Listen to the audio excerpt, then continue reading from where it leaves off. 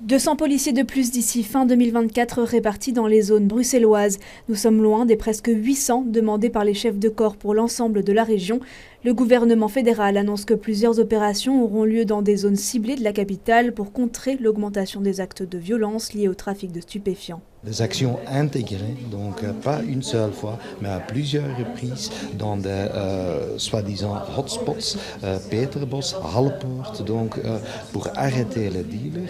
S'ils sont illégaux, donc on a des places qui sont réservées dans le centre fermé. Le parquet garantit donc une suite judiciaire. Depuis l'attentat du mois d'octobre, les 5614 policiers bruxellois sont renforcés par la justice avec l'arrivée de 8 magistrats et 20 juristes au parquet de Bruxelles. Il faut que ces actions ne sont pas limitées au territoire de la zone de police respective même, mais donc il faut une approche plus transzonale. Il y a un plan régional qui est dévoilé, mais donc la justice met à disposition ses troupes aussi pour renforcer cette approche.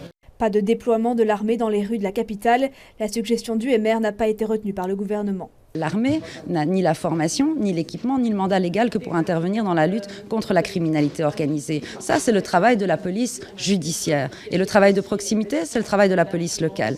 Si le MR n'avait pas participé au désinvestissement durant les précédentes années de la police, de la justice et même de la défense, eh bien aujourd'hui, on ne serait pas en train de trouver des solutions que pour compenser ou pour suppléer. Le niveau de la menace terroriste reste lui au niveau 3 sur une échelle de 4, comme c'est le cas depuis octobre. C'est l'OCAM qui décide sur le niveau de la menace dans notre pays. Ils suivent de très près toute l'information dont eux ils disposent.